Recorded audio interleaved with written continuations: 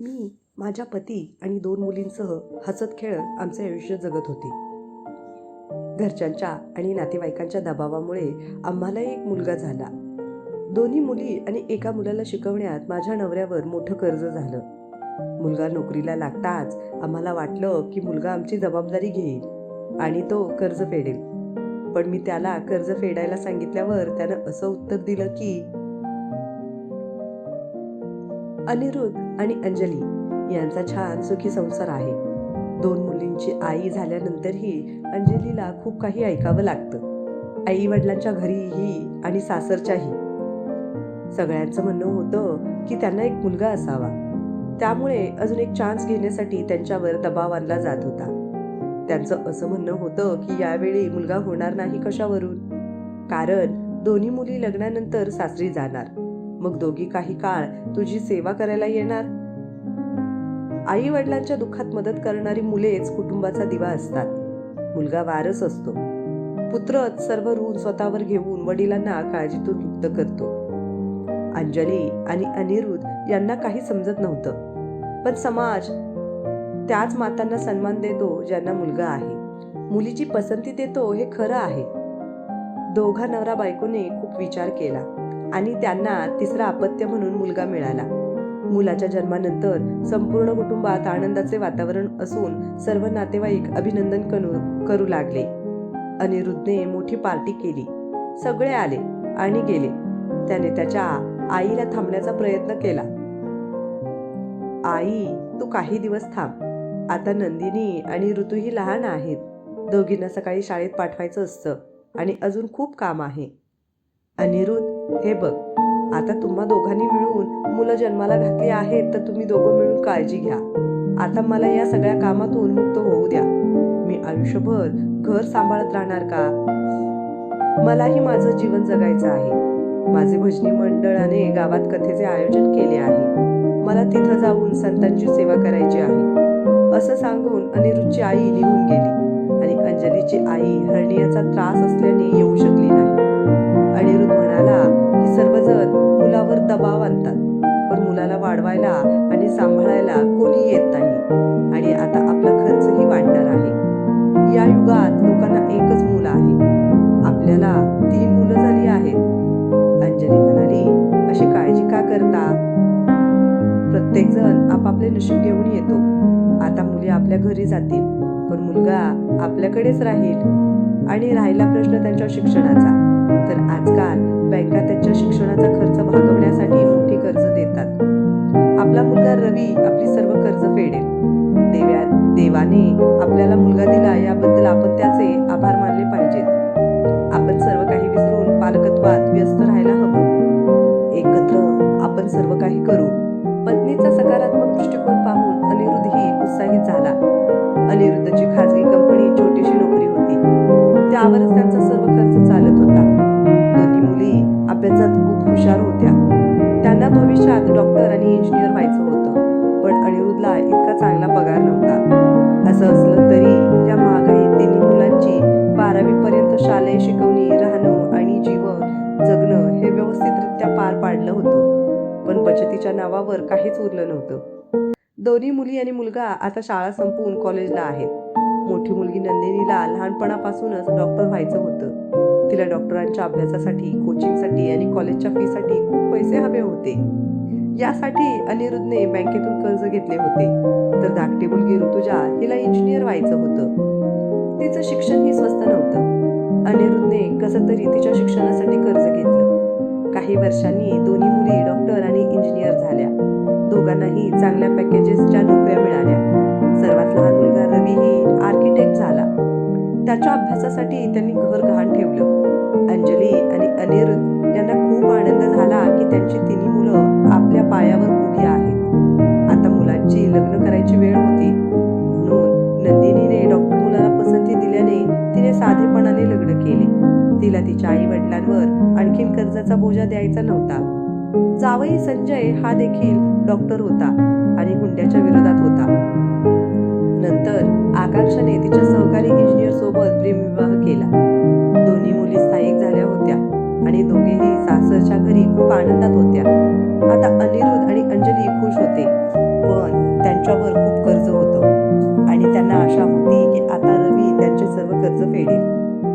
एखाद्या व्यक्तीवर कर्ज असेल तर त्याची झोप भंग पावते. अनिरुद्धचीही तीच परिस्थिती होती.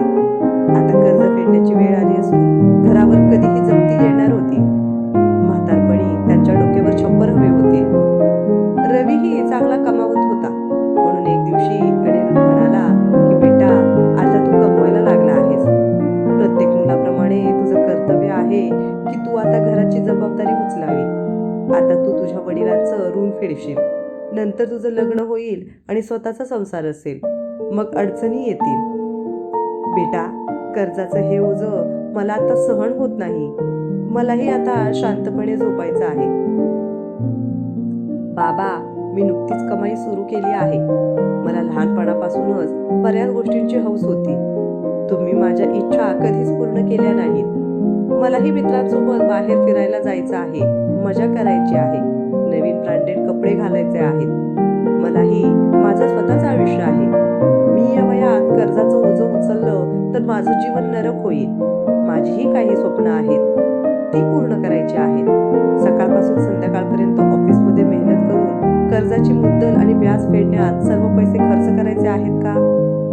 मी माझ्या कष्टाने कमावलेला पैसा अशा प्रकारे वाया घालवू शकत नाही. रवीचं बोलणं ऐकून अनिरुद्ध शांत झाला. आता काय वाद घालणार? तेव्हा अंजली म्हणाली, रवी, तू या घरचा मुलगा आहेस. तुझ्या बहिणीच्या शिक्षणासाठी तुझ्या वडिलांनी जे कर्ज काढलं आहे ते फेडणं तुझं कर्तव्य आहे. ही प्रत्येक मुलाची जबाबदारी आहे आणि तुम्ही त्याकडे पाठ फिरू शकत नाही. आणि तुझा पगार चांगला आहे. तू लवकरच त्याची परतफेड करशील. आई, बाबांनी कर्ज त्यांच्या मुलीच्या शिक्षणाचा खर्च केला होता. मग मी का फेडू? मी माझा स्वतःचा फ्लॅट घेतला आहे आणि त्याचे हप्तेही मला भरायचे आहेत. आपल्या मुलाचं बोलणं ऐकून अंजलीने त्याच्या गालावर चापट मारली. काय म्हणालास? स्वतःचा फ्लॅट घेतला आणि आम्हाला सांगितलं नाही? तुझ्या वडिलांनी आणि मी बांधलेलं घर घाण ठेवलं आहे. ते आधी सोडवायला हवं होतं. आमच्या मुली तुझ्या कोणीच नाहीत का, ज्या दरवर्षी तुझ्या मनगटावर राखी बांधतात आणि तुझ्या सर्व अडचणी स्वतःवर घेतात? तू 4 पैसे कमावू काय लागलास आणि आम्हाला लगेच डोळे दाखवू लागला? तुझ्या बहिणींचं कर्ज तर आम्ही बँकेतून घेतलं होतं, पण तुझ्या शिक्षणासाठी मात्र आम्ही हे घर घाण ठेवून पैसे उभं केलं होतं. त्याला सोडवणं तुझं कर्तव्य नाही का? रवीही ओरडतो आणि म्हणतो, माझं काही कर्तव्य नाही. मुलांना वाढवणं ही जबाबदारी तुझी होती. कारण 26 वर्षापूर्वी तू मला या जगात आणलंस. तुम्ही मला तुमचं कर्ज फेडण्यासाठी जन्माला घातलं आहे का? आता अनिरुद्धला स्वतःवर ताबा ठेवता आला नाही. त्याने रवीला जोरात चापट मारली. लाज वाटत नाही का? तू तुझ्या आईशी असं बोलतो का? तू तुझी सर्व मूल्य विसरलास का? तू आता माझ्या घरातून निघून जा आणि तुझ्या फ्लॅटमध्ये राहा. रवी रागाने त्याचे काही सामान घेऊन घरातून निघून गेला. अनिरुद्धला मागून धक्का बसला आणि तो जमिनीवर पडला. अंजली हॉस्पिटलला फोन करून त्याला ॲम्ब्युलन्समध्ये घेऊन जाते. दोन्ही मुलीही धावत येतात. अनिरुद्धला हृदयविकाराचा झटका आला होता. त्याला योग्य वेळी रुग्णालयात नेले, त्यामुळे तो वाचला. नंदिनी आणि ऋतुजा दोघीही आश्चर्यचकित झाल्या. अचानक काय झालं असेल याचा त्या विचार करू लागल्या. अंजली रडत रडत त्यांना सगळं सांगते. वडिलांचे ऋण ऐकून त्यांना खूप वाईट वाटतं आणि दोघींनीही ठरवलं की आपण वडिलांचं सर्व ऋण फेडू. नाही, हे मुलांचं कर्तव्य आहे. मी मुलींकडून पैसे कसे घेईन आणि मग समाज आणि नातेवाईक काय म्हणतील? मी पापाचा भागीदार होऊ शकत नाही, अंजली म्हणाली. हे ऐकून नंदिनी म्हणाली, मम्मी, तुम्ही कोणत्या युगात जगत आहात? आम्ही कमवलेल्या पैशातून पप्पांचे ऋण फेडू. यासाठी मी माझ्या नवऱ्याकडून आणि सासरच्या लोकांकडून 1 रुपयाही घेणार नाही. होय आई, ताईचं म्हणणं बरोबर आहे. मी सुद्धा तितक्याच कर्जाची परतफेड करेन आणि मी स्वतःही चांगलं कमावते. मी सुद्धा माझ्या नवऱ्याकडून आणि सासरच्याकडून 1 रुपयाही घेणार नाही, असंही आकांक्षा म्हणाली. पण तुमच्या घरच्यांशी मी कधीही नजर देऊ शकत नाही. त्यांच्या उपकारांच्या ओझ्याखाली मी गळून जाईन. तुझे नवरे आणि सासरचे दोघे काय विचार करतील? आम्ही आमच्या मुलींकडून आर्थिक मदत घेतली आहे, असं अंजली पुन्हा पुन्हा मदत होती. आई, तू आमच्याकडून पैशाची मदत घेत नाहीस. आम्ही आमच्या इच्छेनुसार ते पैसे खर्च करत आहोत, जे आमच्या शिक्षणासाठी वडिलांनी घेतलं होतं. आम्ही स्वतःच्या पायावर उभे आहोत, त्यामुळे सासरच्यांना जाब देण्याची गरज नाही, असं दोघींनी मिळून सांगितलं. तेव्हाच अनिरुद्ध शुद्धीत आला. पाहून त्याला दिलासा मिळाला. त्याला अजून फार काही बोलता येत नव्हतं, पण त्याच्या चेहऱ्यावर समस्या स्पष्ट दिसत होती की जर त्याचा मुलगाही नकार देत असेल तर तो कर्ज कसे फेडणार. बाबा, कशाचीही काळजी करू नका, आम्ही आहोत ना. तुम्हाला असं काळजीत पडलेलं पाहू शकत नाही. तुम्ही लवकर बरे व्हा. मी आणि ऋतुजा मिळून सर्व काही ठीक करू. आणि आज मी तुम्हाला आनंदाची बातमी सांगणार आहे बाबा. मी आई होणार आहे. तुमच्या नातवंडासोबत खेळण्यासाठी तुम्हाला लवकर बरं व्हावं लागेल. नंदिनी ही आनंदाची बातमी सांगते. मग ऋतुजा पण म्हणते, बाबा, ताई बरोबर बोलत आहे. आपण सगळे मिळून ठीक करू. तुम्ही आम्हाला एवढ्या कष्टाने शिकवलं आहे आणि सक्षम केलं आहे की आज आम्ही दोघेही कमावते आहोत. तुम्ही आम्हाला कधीच कशाची उणीव भासू दिली नाही. मुलगा आणि मुलगी यात फरक केला नाही, म्हणून आजही करू नका. तुमची मदत करणं हे आमचं कर्तव्य आहे. आई आणि तुम्ही आयुष्यभर आमच्यासाठी खूप काही केलं आहे. आता आमची पाळी आहे. दोघेही त्यांचे सांत्वन करतात आणि बाहेर येऊन सासरच्या घरी फोन करतात. नंदिनीचा नवरा सुद्धा खूप समजदार आहे, त्यामुळे तो लगेचच राजी होतो आणि ऋतुजाचा नवराही होकार देतो. ती तिच्या आई वडिलांसाठी काहीतरी करतेय याचा त्याला आनंद होतो. 3 दिवसानंतर अनिरुद्धला डिस्चार्ज दिला जातो आणि ते घरी येतात. दोन्ही मुली त्यांच्याकडून बँकेचे सर्व तपशील घेतात, कर्जाच्या रकमेबद्दल विचारतात आणि बँकेत जाऊन सर्व पावले उचलतात. आठवडाभरात दोघींनी मिळून बँकांचे कर्ज फेडले. तेव्हा ऋतुजा नंदिनीला म्हणते, ताई, आपण फक्त बँकेचे कर्ज भरलं आहे, पण वडिलांचे घरही गहाण आहे. होय, आई आणि बाबांना या घरात राहायचं आहे आणि त्यांनी हे घर त्यांच्या डोळ्यासमोर प्रेमानं सजवलं आहे आणि ते सोडू नये. आता आपली बचत तर संपली आहे. मी आपल्या नवऱ्यांशी बोलण्याचा विचार करतेय. नंदिनी म्हणाली, नाही ताई, आपण आपल्या सासरची कोणतीही मदत घेणार नाही. मी विचार करते की आपण मिळून बँकेतून कर्ज घेऊ आणि पप्पांच्या घराची कागदपत्रे काढू. दोघेही दर महिन्याला अर्धा हप्ता जमा करू. जर दोघींनी भरले तर दरमहा इतके पैसे सहज भरता येतील. अंजली दोघांचं बोलणं ऐकते. तिचे डोळे भरून येतात. ती या सर्व गोष्टी आपल्या पतीला सांगते. तो म्हणतो, अंजली, आपण व्यर्थ मुलाची लालसा दाखवली. आपल्या दोन्ही मुली आपला आधार होत्या. एके दिवशी सकाळी नंदिनी आणि ऋतुजाने घरातील कागदपत्रे आई वडिलांना दिली आणि आपले कर्तव्य बजावले. नंतर दोघांनीही न्यायालयाच्या वकिलाचा सल्ला घेतला आणि लिहून दिले की आम्ही दोघं निघून गेल्यावर हे घर दोन्ही मुलींच्या नावावर होईल. दोघींनाही समान वाटा मिळेल.